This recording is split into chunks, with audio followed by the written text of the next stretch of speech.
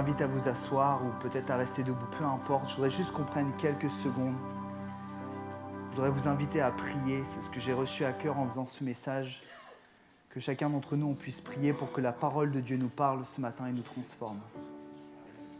Prenons quelques instants ce matin et demandons au Seigneur de nous parler, de nous transformer, de rendre notre cœur réceptif. Prenons quelques secondes, s'il vous plaît. Merci Seigneur. Merci parce que tu parles et parce que ta parole ne revient pas à toi sans avoir fait effet dans nos cœurs. Nous voulons le déclarer ce matin. Amen. Gloire à Dieu. Amen. Généralement, nous chrétiens, quand on dit gloire à Dieu, ça veut dire qu'on est content. Ou alléluia aussi. On dit alléluia parce qu'on est content d'être dans la présence de Dieu.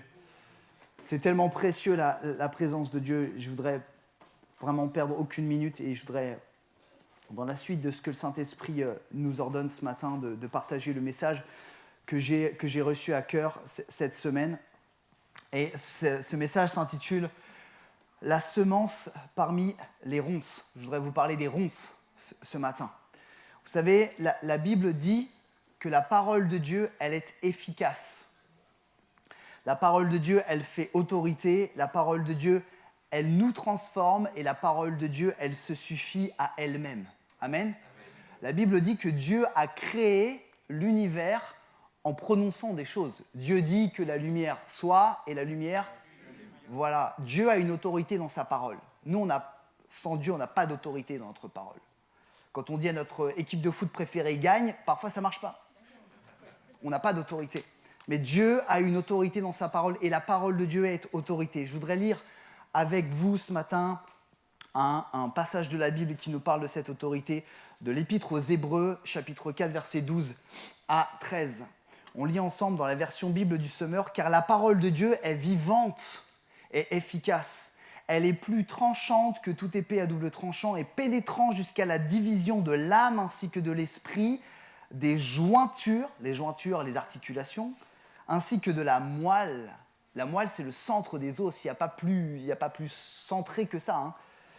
Elle juge les dispositions et les pensées du cœur. Nulle créature n'échappe au regard de Dieu. Tout est nu et à découvert aux yeux de celui à qui nous devons rendre compte. Amen. Et vous savez, la parole de Dieu n'a pas besoin de maquillage ou d'embellissement pour faire effet. Il n'y a pas besoin qu'on l'améliore, la parole de Dieu, parce qu'elle se suffit à elle-même.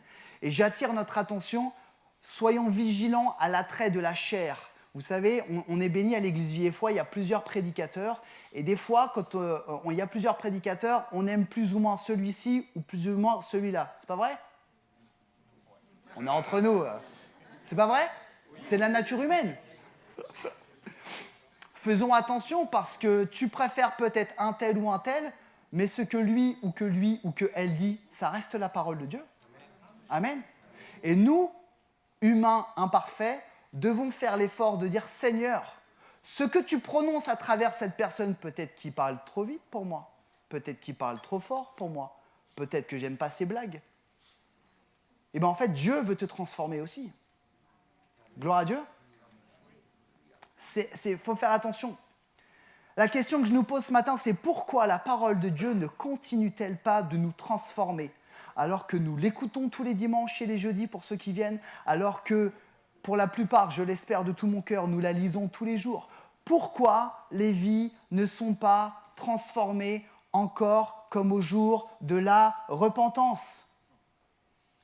On a fait un service de baptême il n'y a pas longtemps, c'est merveilleux, vous entendez des gens qui disent « J'ai rencontré Jésus, ma vie m'a changé, je veux le suivre. » Alléluia, c'est pas merveilleux ça ? Pourquoi ça s'arrête après ? Pourquoi est-ce qu'il n'y a pas de transformation continue alors que la Bible dit que la parole de Dieu nous transforme jour après jour ? Eh bien, les vies cessent d'être changées à cause des ronces. Et on va lire un passage de la Bible, d'ailleurs 2 passages de la Bible. C'est un peu long ce matin, je m'en excuse, mais c'est important, lire la parole de Dieu. Et si malheureusement vous ne lisez pas la Bible, je suis heureux parce que vous allez la lire avec nous ce matin. C'est une bonne excuse, hein ? On va lire l'évangile de Matthieu, chapitre 13, versets 1 à 8. Portons attention à la parole de Dieu. Ce jour-là, Jésus sortit de la maison où il se trouvait et alla s'asseoir au bord du lac. Autour de lui, la foule se rassembla si nombreuse qu'il dut monter dans un bateau. Il s'y assit. La foule se tenait sur le rivage. Il prit la parole et leur exposa bien des choses sous forme de paraboles. Paraboles, des histoires, des comparaisons. Il leur dit, un semeur sortit pour semer. Alors qu'il répandait sa semence, des grains tombèrent au bord du chemin. Les oiseaux vinrent et les mangèrent. D'autres tombèrent sur un sol rocailleux, et ne trouvant qu'une mince couche de terre, ils levèrent rapidement, parce que la terre n'était pas profonde. Mais quand le soleil fut monté haut dans le ciel, les petits plants furent vite brûlés, et comme ils n'avaient pas vraiment pris racine, ils séchèrent. Portons attention au verset suivant. D'autres grains tombèrent parmi les ronces. Celles-ci grandirent et étouffèrent les jeunes pousses. Et enfin, d'autres grains tombèrent sur la bonne terre et donnèrent du fruit avec un rendement de 100, 60 ou 30 pour 1. Jésus utilise des paraboles, et parfois, à cause de notre esprit qui est trop réduit ou parce que notre dureté de cœur, nous ne comprenons pas les paraboles. Et le Seigneur est tellement bon qu'il nous donne des explications aux paraboles. Donc on continue à lire la Bible, et Jésus donne une explication de ce qu'il vient de dire. Ses disciples lui disent, Jésus, j'ai pas compris. Est-ce que ça vous arrive déjà des fois de dire, Seigneur, je ne comprends pas? Ça vous arrive des fois? Attendez-vous quand vous dites Seigneur, je ne comprends pas, le Seigneur va vous expliquer. Ah ouais. Matthieu 13, toujours un peu plus loin dans l'histoire. Et Jésus explique. Chaque fois que quelqu'un entend le message qui concerne le royaume de Dieu et ne le comprend pas, le diable vient arracher ce qui a été semé dans son cœur. Tel est celui qui a reçu la semence au bord du chemin. Puis, il y a celui qui reçoit la semence sur le sol rocailleux. Quand il entend la parole, permettez-moi d'ajouter quelque chose, même si on ne doit rien ajouter à la parole de Dieu, mais juste pour que ça nous parle un peu plus. Quand il entend la parole le dimanche matin, il l'accepte aussitôt avec joie, mais il ne laisse pas prendre mais il ne la laisse pas prendre racine en lui, car il est inconstant. Que surviennent des difficultés le lundi, ou la persécution à cause de la parole, le jeudi. Le voilà qui abandonne tout, le vendredi. Et on recommence. Mais ce n'est pas l'objet du message, ça pourrait être l'objet d'un autre message. Fermons la parenthèse. Le plus important, un autre encore a reçu la semence parmi les ronces. Écoutez bien ça, c'est le verset phare. C'est celui ou celle qui écoute la parole, mais en qui elle ne porte pas de fruit. Parce que la parole est étouffée par les soucis du monde, les soucis de ce monde et par l'attrait trompeur des richesses. Parce que la parole ne porte pas de fruit en la personne qui l'écoute. Un autre enfant a reçu la semence sur la bonne terre, c'est celui ou celle qui écoute la parole et la comprend. Alors il porte du fruit, chez l'un un grain en apporte 100, chez un autre 60 et chez un autre 30. Amen. La question que je nous pose ce matin, c'est pourquoi la parole de Dieu n'a pas ou n'a plus d'effet dans certaines vies. En lisant, si je comprends bien la Bible, arrêtez-moi si je me trompe, en lisant la Bible, nous devrions être transformés. Oui ou non? En écoutant le message de la Bible par telle ou telle personne, nous devrions être transformés. Amen. Pourquoi nous ne sommes plus transformés? Pourquoi ne portons-nous pas ou plus de fruits? Pourquoi est-ce que dans l'église de Jésus, je suis pasteur de l'église Vie-et-Foi, donc je parle de la bergerie que le Seigneur m'a confiée. Pourquoi est-ce que dans l'église Vie-et-Foi, il y a des situations qui sont inchangées? Il y a des hommes, il y a des femmes qui stagnent, qui luttent, qui n'ont pas de victoire, qui ne portent pas de fruits. Pourquoi, à l'église Vie-et-Foi et dans l'église avec un grand E, n'avons-nous pas de vie de disciples de Jésus puissante? Frères et sœurs, il est temps de désherber les ronces. Pourquoi? Parce que le monde part en cacahuètes, en vrille, en sucette. On est d'accord? Pas besoin d'avoir un doctorat de philosophie pour faire ça, c'est bon? Ouais? Ok? Et face à ce monde qui est à la dérive, on ne peut avoir qu'une vie de disciple de Jésus puissante. Sinon, on ne sert à rien. Pardonnez-moi mes propos, mais le Saint-Esprit pousse vraiment mon cœur ce matin. À quoi correspondent ces ronces qui, dans notre vie, n'oubliez pas ce que la Bible dit, ces ronces, elles poussent et elles étouffent. À quoi correspondent ces ronces qui nous empêchent d'apporter du fruit? La Bible dit les soucis du monde et l'attrait trompeur des richesses. C'est comme si la parole de Dieu, quand nous la lisons ou quand nous l'écoutons, elle rentre par une oreille. Vous connaissez la suite?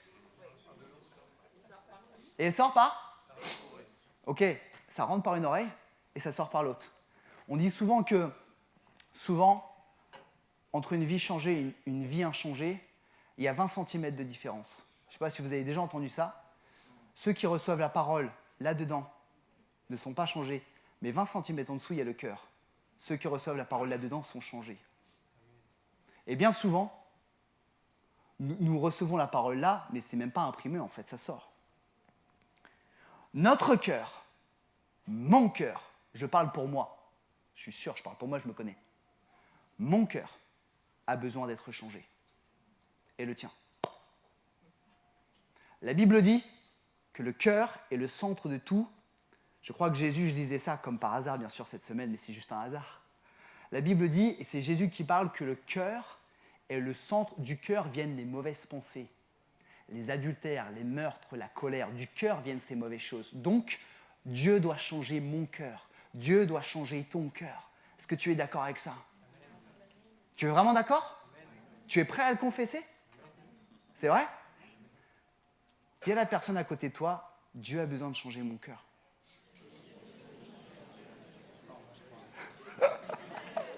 Je te le dis.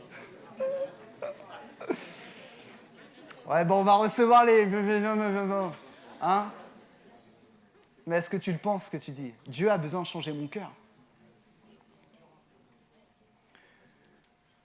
Alléluia, Seigneur, conduis-nous.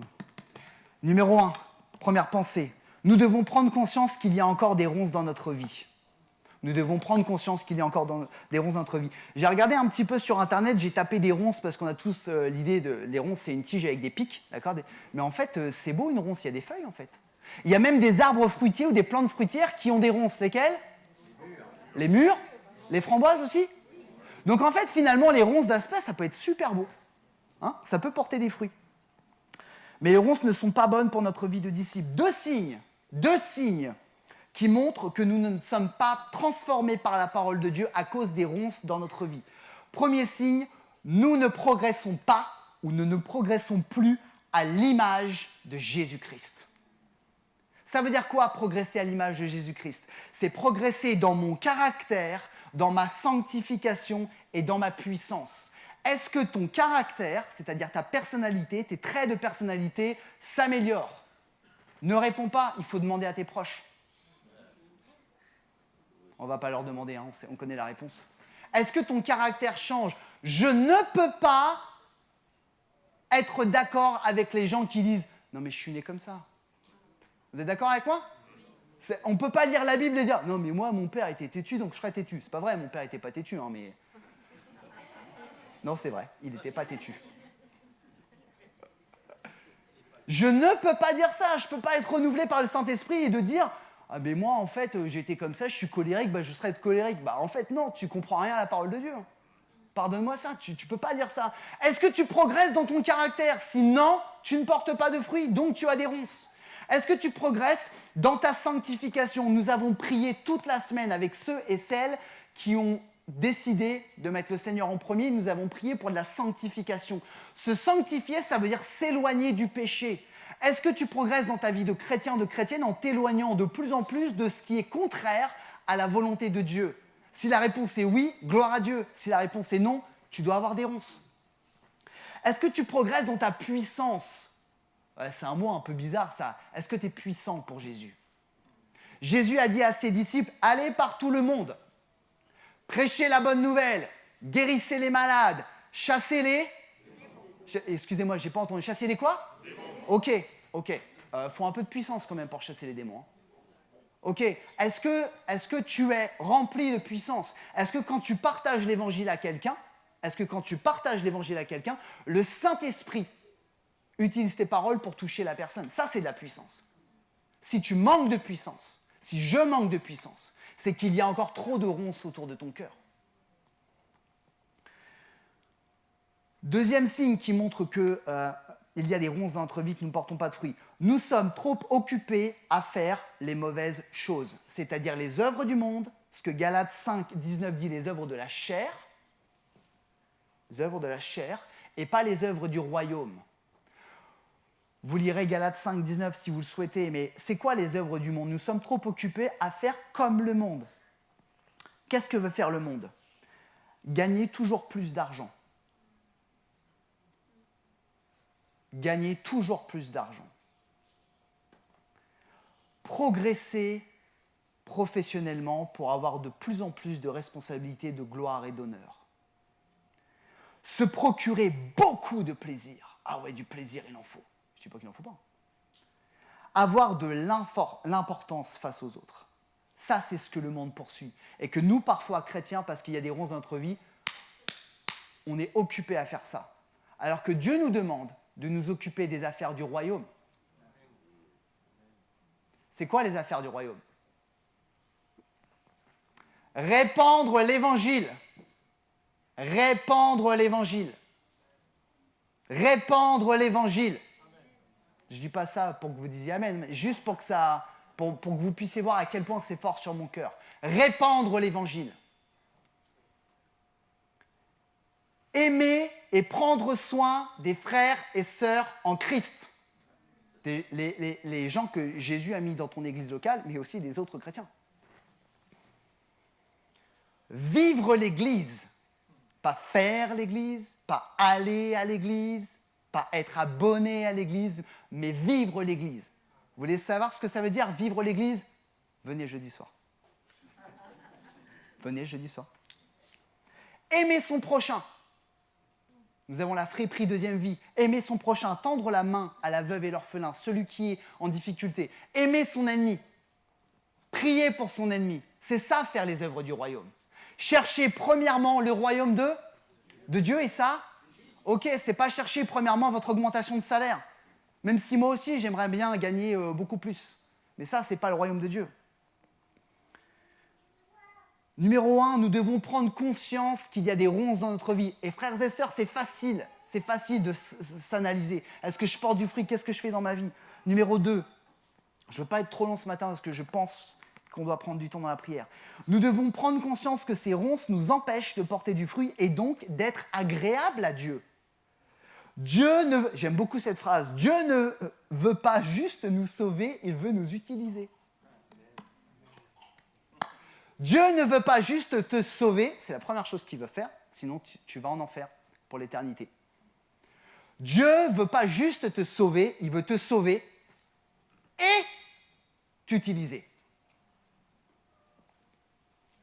Jésus dira, ce ne sont pas ceux qui diront « Seigneur, Seigneur ». Vous connaissez la suite? Est-ce que vous connaissez la fin? Mais c'est ceux et celles qui feront la volonté de mon Père. Donc c'est bien de dire Seigneur, Seigneur. À chaque fois que Jésus a parlé, a sauvé quelqu'un, il l'a utilisé. Je prends un exemple. Jésus et la Samaritaine. Qu'est-ce qu'elle a fait, la Samaritaine, quand elle a quitté Jésus? Vous connaissez la Bible? Il y a des gens qui lisent la Bible?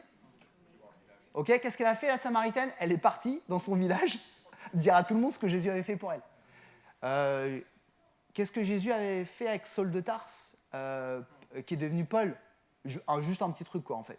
Il l'a utilisé juste pour un petit machin, quoi. C'est bizarre, hein? Dieu sauve, Jésus sauve, et ensuite il l'utilise. Et nous, on voudrait, chrétiens, pardonnez-moi, je parle avec mon cœur, ceux qui me connaissent, je parle avec mes tripes, on voudrait que Dieu nous sauve, et puis après on poireaute. On attend l'éternité, parce qu'il y a bien un frère ou une sœur qui va le faire pour moi. Ah non, mais elle le fait carrément mieux que moi. Bah non, sauf qu'en fait, Dieu te demande de faire. Comme nous ne progressons pas, comme nous ne portons pas du fruit, comme nous sommes trop occupés, nous devenons spirituellement attentistes, assistés.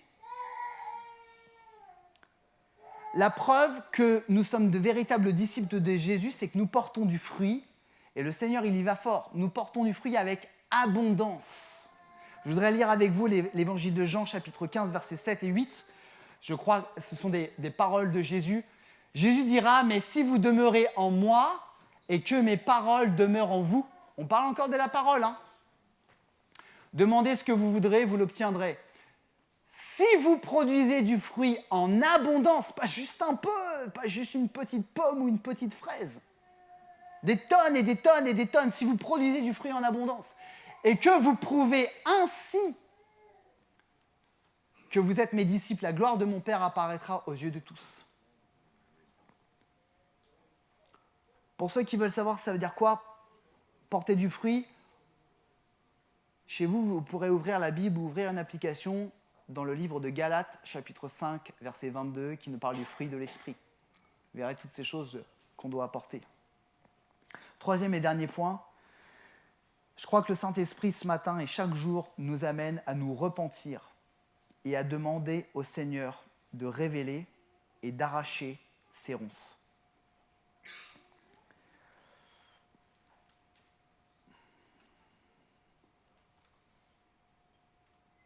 Je voudrais insister sur le fait d'arracher et pas de couper.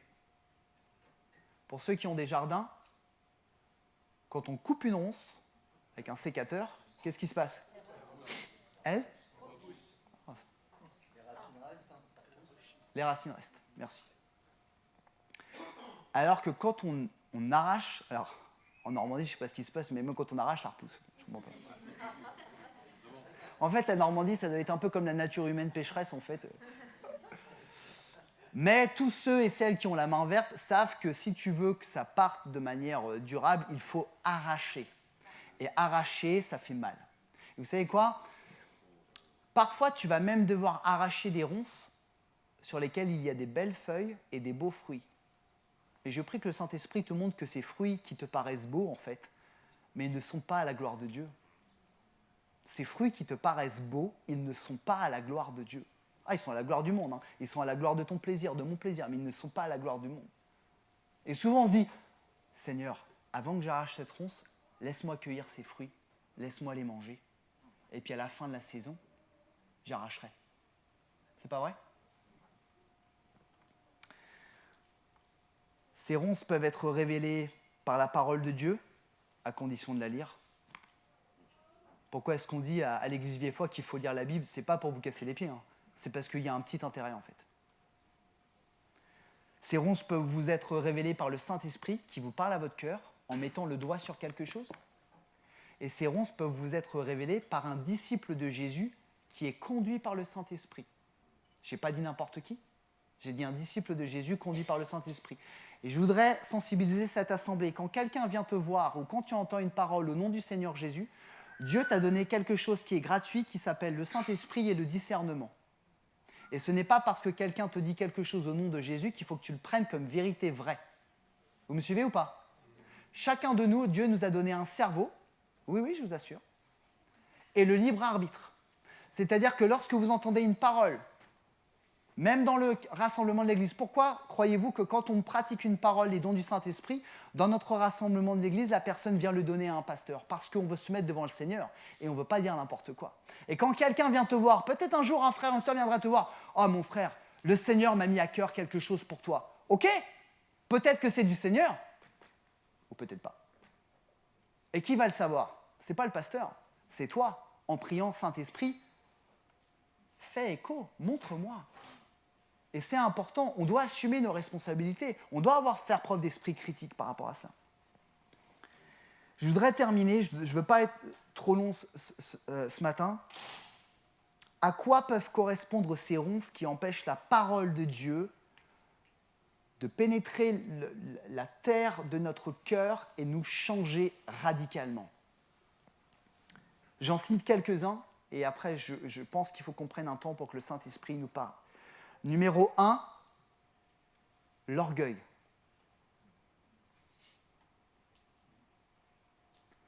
L'orgueil est le refus de laisser Jésus diriger ta vie. L'orgueil.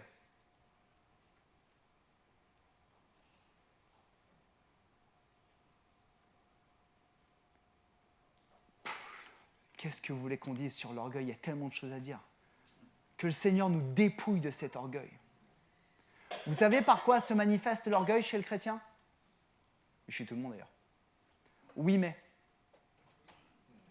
Connaissez oui mais? Il y en a qui ont des enfants? Connaissez le oui mais?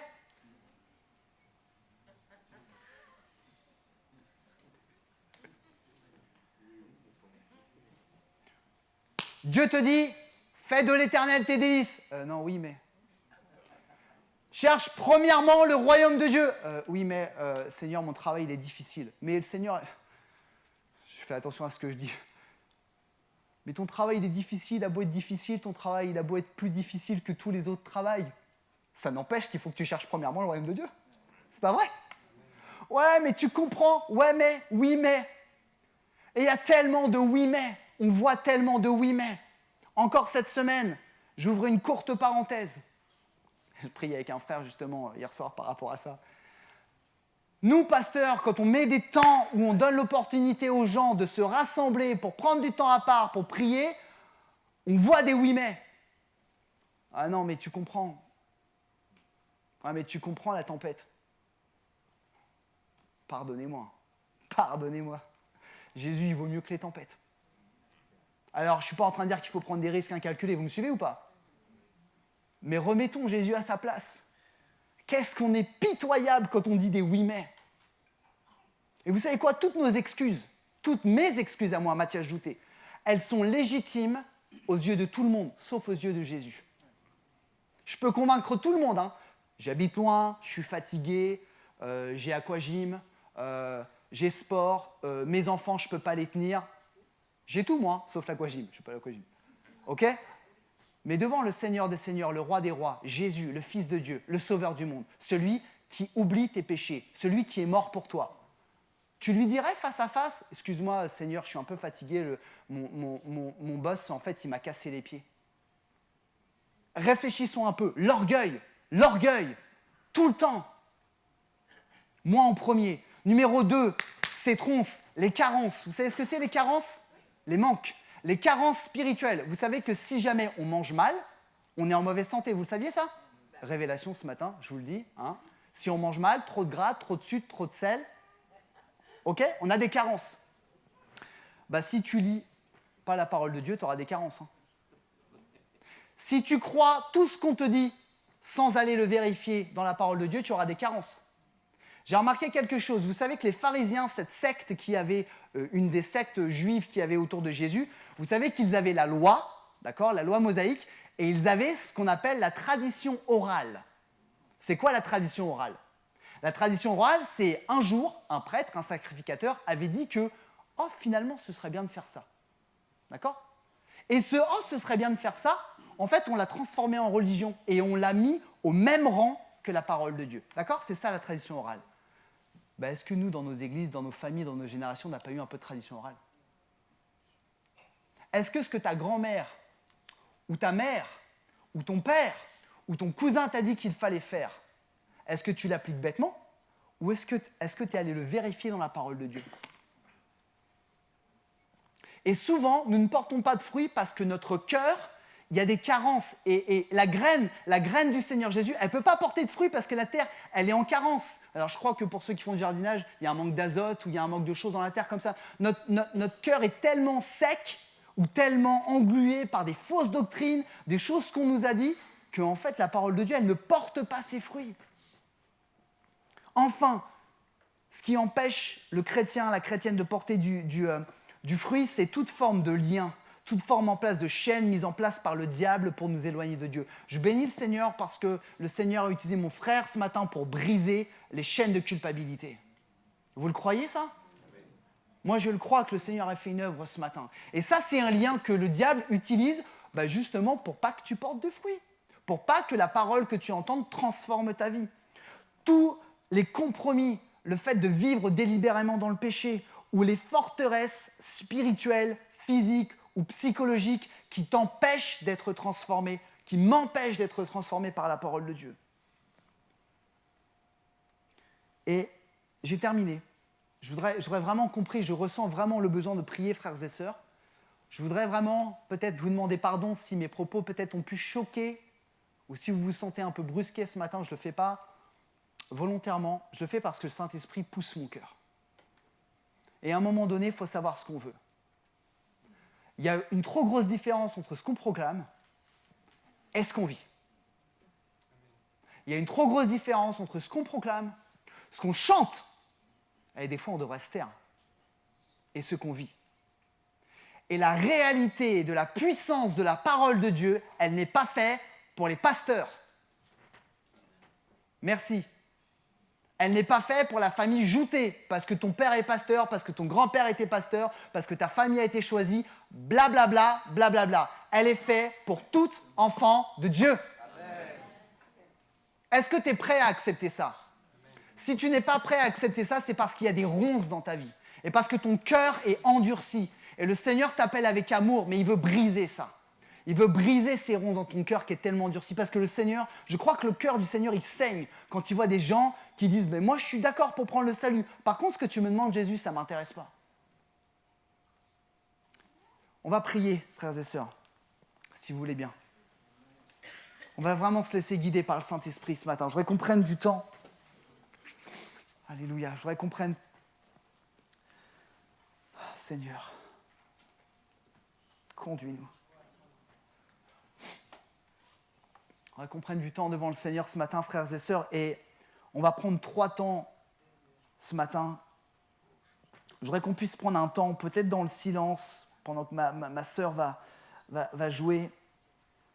Je voudrais qu'on puisse prendre un temps pour que le Saint-Esprit nous révèle les ronces qui sont dans notre vie. J'ai parlé de l'orgueil, j'ai parlé des carences, j'ai parlé des liens spirituels. Moi, je crois que le Saint-Esprit se révèle à chacun d'entre nous. Et je crois que le Saint-Esprit, ce matin, si tu demandes, il va te montrer. Mais il faut qu'on prenne du temps ce matin. Prenons quelques secondes. Et demandons au Saint-Esprit, Saint-Esprit, révèle-moi. Révèle-moi les ronces qui peut-être entourent mon cœur et empêchent la parole de porter du fruit en moi. Prenons ce temps.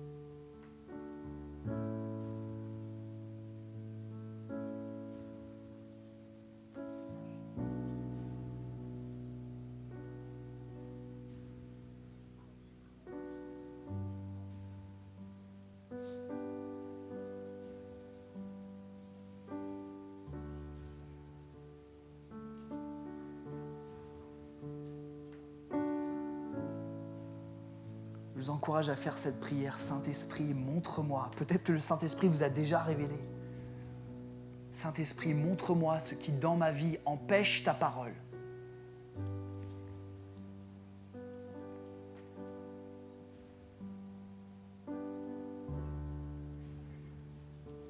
Merci, Jésus.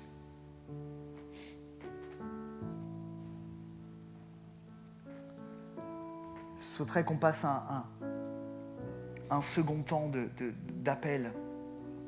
Et ce temps d'appel concerne tous ceux peut-être et celles qui reconnaissent qu'ils ont des ronces dans leur cœur, autour de leur cœur, et que la parole de Dieu ne les transforme pas comme elle devrait les transformer. Je ressens vraiment le besoin pour chacun d'entre nous de se repentir ce matin, de demander pardon au Seigneur. Vous savez, se repentir, ça veut dire changer d'état d'esprit, vouloir changer les choses. Et je voudrais inviter toute personne qui souhaite se repentir devant le Seigneur. On ne se repent pas devant les hommes, on se repent devant Jésus, devant Dieu, à se lever à sa place avec moi. Moi, je veux me lever en signe de repentance et de commencer à demander pardon au Seigneur pour ces ronces. Faisons-le vraiment dans le respect de chacun, dans la discrétion. Chacun pour soi-même. Prenons un temps où nous commençons à demander pardon à Dieu, où nous confessons ces ronces, en disant « Seigneur, je te demande pardon ». Prenons quelques secondes pour demander pardon au Seigneur ce matin.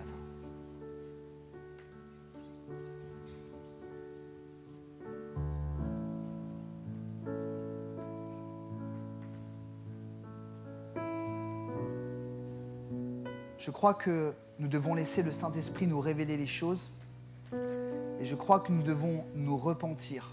C'est ce que nous faisons, c'est ce que nous avons fait Mais je crois que maintenant, pour être totalement libérés, nous devons décider de les abandonner. Se repentir et abandonner. C'est le gage de la libération et de la progression. Tu dois les abandonner. Tu dois dire que je veux abandonner ça. Je veux abandonner ça entre les mains du Seigneur.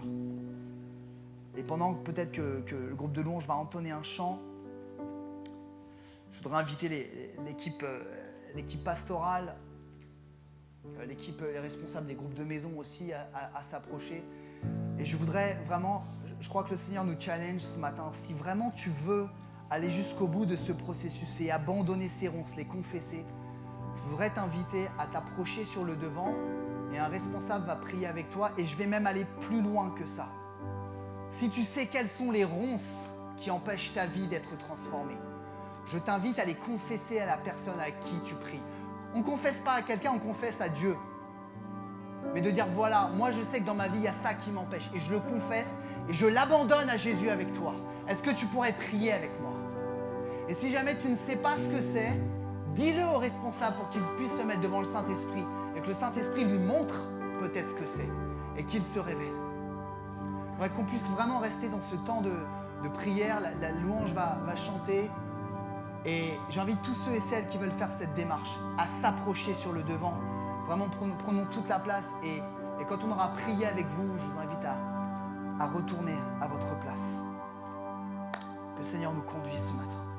N'hésitez pas.